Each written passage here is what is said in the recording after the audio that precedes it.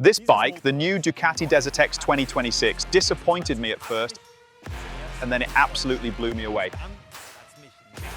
But maybe let's start at the beginning. Welcome to the first presentation of the new DesertX.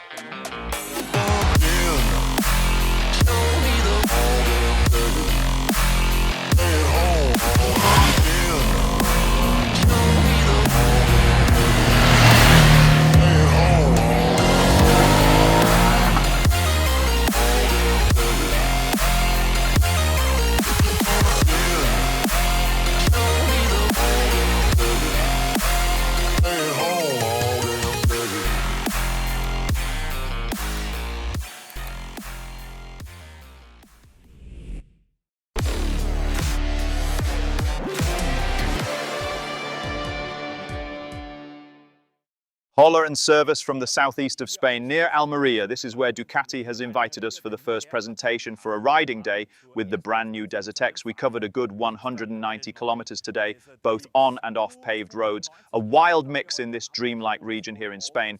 For me, it has a bit of a Nevada vibe, a bit of desert, a bit of mountains. Really nicely varied, exactly the right place to test a bike like this, which on the one hand wants to impress with sporty, dynamic riding, but on the other hand is also meant to offer a bit of toughness in everyday use and on long distance rides, and then of course should also be suitable for playing around with straight away. But before we get to the riding impressions, and what I mean when I say that I was actually disappointed by it at first and then everything changed, let's talk about what is new on this bike. And for that, I'll report back from the lunch break. And with that, buenas tardes from the blazing midday heat here at the lunch stop of the DesertX presentation. I think this is the perfect moment for us to take a look together at this newly developed bike. Because yes, it has been developed completely from scratch. Overall, it is now the fifth model to incorporate this new 98 V2 engine. It makes 110 horsepower and a maximum of 92 Newton meters of torque. After the Street Fighter 5.2, Panigale 5.2, Hypermotard 5.2, and Multistrada 5.2, the DesertX is now also getting it, the last model to receive this update. Our master Martin Bauer has already done a technical analysis of this very interesting engine. In terms of displacement, it is actually smaller than its predecessors, the Testastretta and Super Quadro 5.2. It does not have desmodromic valve timing, but variable valve timing instead, which then also allows for very interesting torque curves. More on that later while riding. Around it sits an aluminium monocoque frame, which is now said to be stiffer than the previous frames, especially on the DesertX, and bolted onto it is a steel rear subframe. Of course, all of that changes a few things. Ergonomics, for example, are now shifted more towards the front wheel, the foot pegs are slightly further back, weight distribution, and so on a little more towards the rear wheel. The suspension has also been reworked, still KYB 46mm upside down forks at the front, but this time no longer with separate functions in each fork leg. Instead, each fork leg is fully adjustable on its own. Up here we have rebound and preload, and down here we have compression.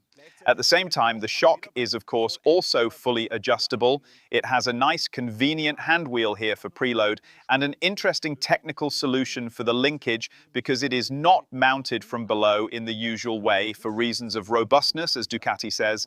Instead, you can see it here under the seat in the dark. Can I film that for you? Let's see whether the camera manages it. Yes, there we go. You can just about see it here. It is linked from above, so to speak. The advantage is a more progressive spring characteristic, softer over small bumps, more resistant to bottoming out on jumps, really hard edges and so on. Otherwise, of course, it is all very classic enduro territory. The Italians rely on Pirelli standard tires, Scorpion Rally STRs, in 150, 70, 18 at the rear, and 90, 90, 21 at the front. And then maybe we come to the display. Here, very prominently, we have a steering damper, as befits such a classy enduro. And then we have electronics on board in abundance, naturally lean angle sensitive, with 6 riding modes in total, using a fairly intuitive Ducati control system. You know it. It is becoming more and more standardized, of course. It is what it is. You know it. It works. But they also have a few new things, such as different layouts for the display. Here, the minimalist one, which is more familiar. Then there is one where you can see the settings, the various many levels of ABS, engine brake, wheelie control, and traction control. And also interesting, I am seeing this for the first time like this, a real-time percentage display of how much power and torque you are actually using. Always interesting because you can see that, for example, you are not really using that much of these 110 horsepower at all. And then the last one is a kind of rally layout. Firstly, it is the only layout where you can also adjust these parameters, the assistance systems, while riding. That is practical for anyone who likes to play around with the settings. Otherwise, you have to go into the menu to configure the different riding modes and settings. And here on the left, you would also have a sort of trip master kilometer counter for those who perhaps ride rallies and want to have the onboard system running here as well. Multimedia would, of course, also be possible as an optional extra, but we have not tried that here. Yes, and the final updates, I particularly like them because they are quality of life changes. Ducati has simply listened a bit to DesertX owners and then adapted things accordingly. These are things like, for example, when it is dusty, as you can clearly see today from my dirty little face, and you are maybe traveling for several days, then you want to change an air filter. It is now easy to reach. Turn the handlebars and it is hidden in here, behind the top yoke. Undo 3 screws, then you can pull it out here without having to dismantle half the bike. That is already an advantage. Another advantage now, of course, some premium manufacturers in particular rather like it when certain even simple spannering jobs can only be done with special tools. That used to be the case, for example, when removing the wheel. But now we have a very classic, chunky, simple hex nut here. You will probably find a tool for that no matter where you are traveling. A small but very nice change, and hopefully everyone knows how to deal with that. And then things basically got going straight away.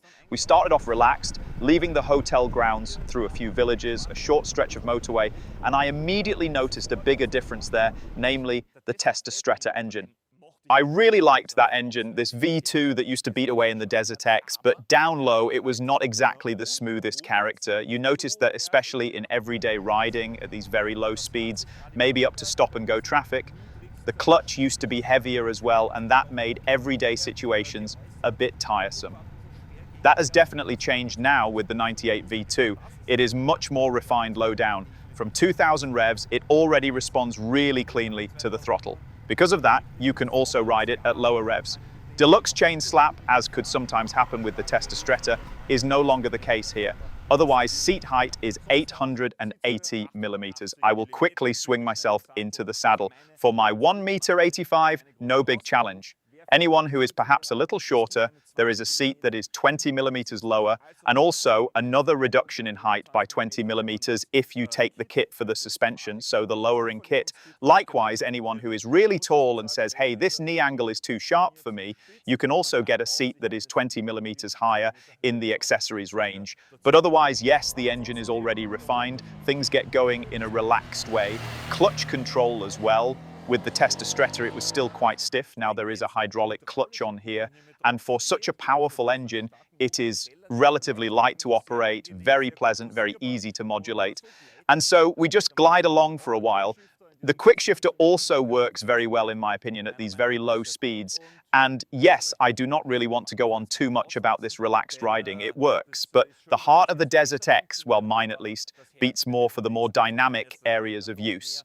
And that is why we now switch back into the saddle for the first real riding impressions. And with that, greetings from the saddle. We have a small test loop, and we are going to try that out straight away, because I actually liked the old DesertX. A very stable, sporty adventure bike, premium flair. It definitely had something about it, and it earned its place in the adventure bike market. But for me, the Testa 5.2 was always, both in everyday situations, and also for me, as someone who is not an off-road hero, when you misjudge something, maybe the bike starts to stumble a bit, and then you are too low in the revs, maybe in too high a gear, and you get back on the throttle, well, down low, it simply did not have the smoothness that I wanted, and it did not pull me up there in a confident tractor-like way.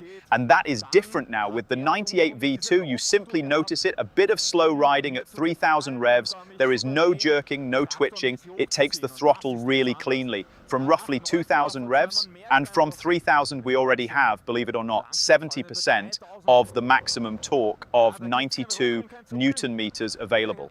At 4,000 it is already 90%. So it gets going incredibly quickly, and that makes it very lively. Then that combines with the shorter gearing we also have in the lower gears. Second gear, for example, has become 5% shorter. And it is a joy to move this V2 around here on loose terrain. Of course, we also still have electronics here, and I am riding right now in rally mode, traction control on level 1. That already allows a fair bit of slip while still leaving you that electronic safety net when you overdo it and do not have this rather untamed power completely under control. And you can also see how much power you have here on the display. I like that. It shows how many percent of maximum torque and maximum power you are using. That nicely shows the absurdity of modern adventure bikes and their excessive power, which as a mere mortal, you only ever use in fractions anyway. Now, it is going a little downhill. Second point that I really like about the DesertX, it is incredibly stable. The DesertX already was stable at the front before, but now, with this 2026 model, I would say it is another notch more stable, and yet it is not bone hard or harsh. It all makes sense, it feels properly thought through, and the braking at the front, the twin disc brake has been reduced to 305 millimeters and is meant to be a little easier to modulate. It is still more than enough, and for properly looser off-road riding, I would still like a slightly softer pressure point. But for the light to medium light terrain that we rode here, it actually worked well, front and rear too. I would set the lever a little higher, but Ducati has solved that very elegantly here, I think, because you can simply turn it like this and switch between the road and off-road positions. Yes, so far those are my first impressions, and now back to the main moderation. Did I have fun today? Absolutely. These tracks and roads here in Spain, an absolute playground. I wish we had something like this at home. Then owning an adventure bike would also make more sense. But be that as it may, the engine, and I have now said it twice, I like it a lot. Especially for me, when you misjudge something, when you get into trouble, in my opinion, it is worth its weight in gold to have an engine that is reliable and easy to handle down low. And at the same time, we also have shorter gearing on board. First gear has stayed roughly the same, only minus 0.8%, but second gear is already more than 5% shorter than it was before.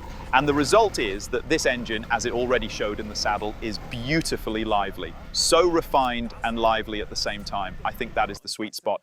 You are immediately back at a bit of revs. You basically always have power available, even if you have actually ridden into a hairpin or a tighter gravel bend in too high a gear. Then the suspension is also there, working extremely cleanly. And the third point is the ergonomics. Now you can also see me from the outside, really nicely done. They have this here. It reminds me a little of a KTM because it has another sort of bulge down here, but of course it still stands on its own. Further up, the plastic tank, and the plastic tank is also worth mentioning, I think, because it is very well shaped in combination with the saddle here. Because when I stand up and move forwards, the old DesertX was more constantly a little wider here. Here, meanwhile, you actually still have this hollow. That means you are not standing so bow-legged if your knees need to move far forwards. And because the saddle extends so far forwards, firstly, you have a very narrow section that goes quite far forward. And secondly, if necessary, you have the grippy, soft saddle here to hold with your knees and not some slippery plastic. At the same time, towards the rear, there is actually a commendable amount of space as well. Only the passenger footrests, unfortunately this is often the case, are a bit in the way for me, at least with my size 45 plates, and these quite substantial enduro boots. But that is already complaining at a very high level.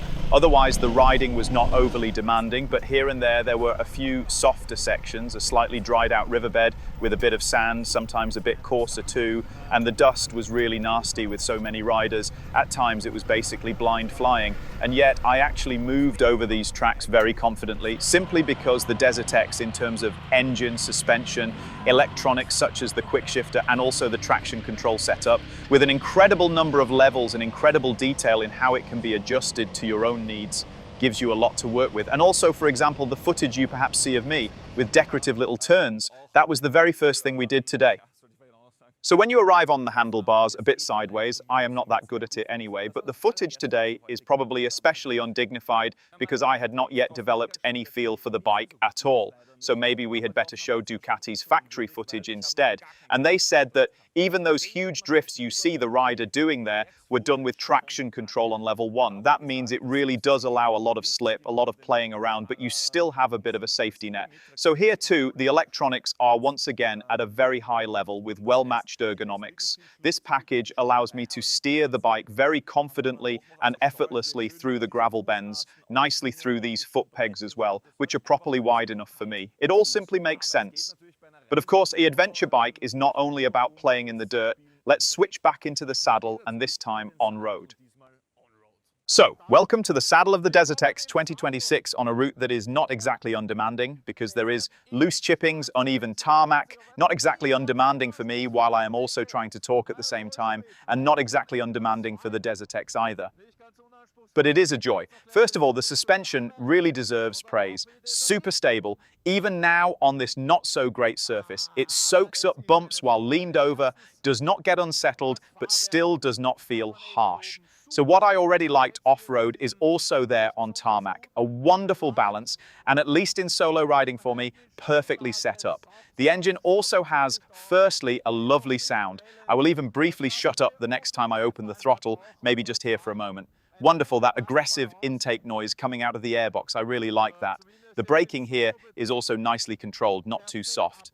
So despite the smaller brake disc, I think even with a sporty pace on the road, it feels good, it is precise. The pressure point is initially quite soft, but then builds up in a nice, juicy and crisp way. So that fits as well. And the quick shifter too, the Ducati Quick Shifter 2.0, here we have the technical peculiarity that the sensor for the shifting movement is not located on the linkage from the lever, but inside the gearbox itself. The advantage is that they can tune it more precisely and more crisply, and the shifts are indeed very quick and crisp.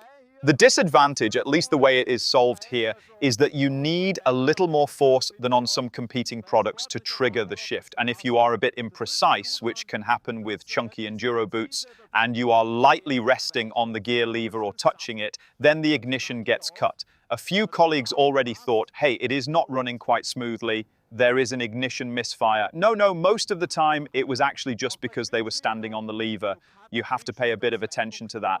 Otherwise though, I also think the quick shifter is pretty well done, just like everything else. In general, the turn-in behavior with the 21-inch front wheel is very harmonious here, very willing in the way it tips into lean. The suspension is not only stable, but together with this slightly more front wheel oriented seating position, I have the feeling that it speaks to me a bit. So I have a lot of trust and confidence here, even on worse surfaces, to throw myself a little into the bends, because there are no surprises. You know what the grip level is giving you, and then you can fire out of the corner beautifully. Here too, of course, second gear. I deliberately let the revs drop and bam, the engine immediately pulls again. So if you ask me whether it is a problem now for sporty riders, my very clear answer is no. In my opinion, no problem. Yes, as you can see, even when cornering on tarmac, it is almost only praise from me, and that continues here too. Again, the engine is superb, from good-natured to lively and sporty, it fits. The suspension is extremely nicely stable with good feedback from the wheels. The electronics are once again on a very high level, you have to say that. You almost get spoiled and used to this sort of thing, but it still deserves to be emphasized how well it works. Even small moments when the bike shifts a little on these rougher roads are caught immediately. So that really works well. The braking too, as described, is top. With the shifting issue I mentioned, it is difficult to determine whether that is down to me or the machine. I had it more often, namely after an upshift, only when upshifting, that there were very brief interruptions in drive, so power or ignition cuts. Ducati said that happens when you are lightly standing on the gear lever or touching it and the sensor detects that, but I consciously made sure not to do it, and still, it happened a few times. Now, I do not know, maybe it is a bit oversensitive, or I was also wearing Leet 6.5 enduro boots today, and they are pretty substantial. So maybe you do not feel quite so precisely what is currently being touched and what is not. Better safe than sorry, as I always say, but that could also be the reason. It did get on my nerves a little here and there, that jerk. In general, I would say the quick shifter is not the best on the market, but it is actually on a very high level. And yes, compared with the other qualities I have just praised, that does not really take away from the riding fun. Now let's come to the third area of use where the DesertX is also meant to shine, and that is touring, cruise control, long distance, when you just have to cover miles, which unfortunately we often have to do in Central Europe in order to get to these lovely playgrounds for adventure bikes. And that is actually where I think I find most of my criticism, because in my opinion, this is the area of use where the DesertX shines the least. Firstly, the wind protection. It has been revised, but I have to say, not well. At roughly motorway speed, the wind hits me quite strongly, so around 85. All right, my helmet today, the Troy Lee Designs helmet, looks cool, but it is not exactly a laser-focused touring helmet. But even with a less off-road style helmet, I think I would have had turbulence and it would have become quite loud. You also feel the wind pressure on your shoulders, in your face, on your helmet. And then I think to myself, if so much development has gone into this, and they have also listened to customer feedback like this, would it really not have been possible to include a small adjustment mechanism for the screen so that when you want, you can have it low and sporty, or then raise it on the motorway stage and simply take away the wind pressure?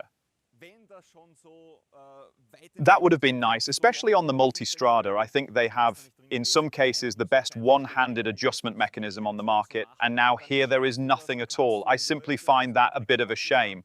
Maybe they also want to earn a bit more money with accessories and also, for example, cruise control. I like it when you can gently switch off cruise control by rolling the throttle grip forwards. That does not work here either. You then have to gently touch the brakes. A nuance, and actually also a minor detail, but I am already searching a little for points of criticism because the DesertX does so much else so well. The ergonomics too, I think, are completely okay for me. I can imagine doing longer stages on it. The firmness of the seat also works for me, but if someone is, let's say, 1.90 m and above, the knee angle could already be a little sharp, again also because of the changed ergonomics. So you just have to do a test ride and think about it.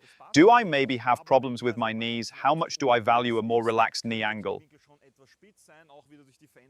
Otherwise, a quick word on standard equipment, actually very commendable. We have cruise control as standard, the quick shifter is standard as well, USB-C and USB-A in the cockpit are also on board. So I would say the basic things are there. Heated grips would perhaps still have been nice, but for that you have to pay extra. And lastly, how far can you get with the DesertX? A journalist's ride like this is not a realistic fuel consumption or range test. For me, with just over 190 kilometers recorded on the trip meter today, the onboard computer showed an average consumption of 6.3 liters. Could be about right, but as I said, do not take that at face value here. Yes, and if someone now says, hey, with 6 liters of consumption and an 18-liter tank, I only get around 300 kilometers or a little less, and that will never be enough for me. There are interesting options in the accessories range, for example, an 8-liter auxiliary tank. Quite a wide package at the rear, admittedly, but with it you can extend the range to an even better level. I also found it interesting, for example, that developed together with Moscow Moto, there is soft luggage, a soft luggage solution also here for the DesertX. So there are exciting things in the accessories range as well. What I also forgot to say about long distance riding, on the positive side, not only have the lower gears become shorter, 6th gear has become longer too, also by 5 point something, a little bit. That means we have a very pleasant rev level at motorway speeds. Here in Spain, it is 120, so we were at 5,000 revolutions per minute at our motorway speed. At our motorway speed, it is 5.5. That is actually very positive, very good, and very low, considering that this bike feels so lively down low. I think they have managed to achieve a very nice spread in the gearbox ratios. But now, those were roughly the riding impressions I was able to gather today. Let's come back to the beginning and to why I was disappointed. Why was I disappointed? Well, it was said, okay, we already knew the 890 V2 is more than 5 kilos lighter than, for example, the Testastretta V2. That is a hefty weight saving. Then there is the monocoque frame, which we have also seen on the other V2 models. So it was also relatively clear quite quickly that they would probably save a bit more weight there too, with more modern manufacturing technology. That means at EICMA 2025, rather boldly, standing next to the pre-production DesertX model on display there, I said, hey, if this thing is now meant to become even more off-road focused, I expect 10 to maybe even 15 kilos of weight saving. And when 2 months ago, I saw the technical data of the actual new 2026 model, it was 208 kilograms dry compared with 209 before. What happened? Where did all those saved kilos go? And that is where I was disappointed. Because you would think if it is meant to become more off-road focused, then saving weight is the top priority. I then spoke to the developers and I could see that they did save kilos on the engine, for example, but then added necessary kilos, if you want to put it like that, in other places. For example, this linkage that now makes the spring behavior of the shock more progressive, that is also made from cast steel or aluminium, so to speak, and adds a few kilograms. Then down here we have this, let's say, aluminium auxiliary frame, so to speak. I am always quite skeptical when a skid plate is mounted directly to the engine block. Here they have tried to diffuse that by using this aluminium part, which also carries the foot pegs, for example, and also provides some of the mounting points for the skid plate. So it was improved there as well, also based on customer feedback and so on, and that then cancelled out the weight saving on the other side.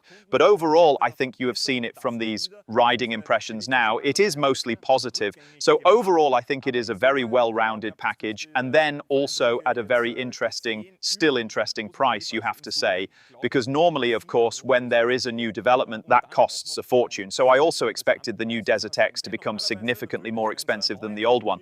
But no, it is not in every country, mind you, but in Germany and Austria, they have already said, we want to position this bike better in the adventure bike segment, so we are even making it cheaper. In the UK, the 2026 Ducati DesertX has an introductory launch price of £14,995. This special offer runs until orders placed until the 30th of June 2026. After that date, the recommended retail price for the motorcycle will revert to £15,495. And when you then look at it, improved suspension, better electronics, the engine, which I personally like even more, although I was a Testa Stretta fan. As I said, this is a very good overall package, and as befits an adventure bike, I think it finds the balance between relaxed, sporty, and touring, as well as very few bikes do. Almost all adventure bikes have a focus on one specific area. Africa Twin, more relaxed touring. Tenere, clearly off-road, on the road with the 70 horsepower. It is just lacking a bit at the top end. And that is generally how it goes. At the same time, here we now have a middleweight adventure bike that can actually do everything. The touring area is where it probably has the biggest minus points, but even that is complaining at a very high level. But maybe after this lovely riding day here in Spain, I am also riding around a bit with hearts in my eyes. Write to me what your opinion of the new DesertX is. Is it what you expected, or do you still have wishes left open? Put your opinion down in the comments, and otherwise, leave me a thumbs up as well if you enjoyed this video. Two things have just come to mind because I am thinking about what I forgot. Firstly, the service intervals are also commendable. 15,000 kilometers for the oil change and 45,000 for the valve clearance check. And the new DesertX is only available in this one white color. Whether that is good or not, you can decide that too. In any case, I will say thank you for watching. Subscribe to our channel for daily, passionate motorcycle content. Hopefully, we will see each other again soon. Fiat Juch and adios, amigos.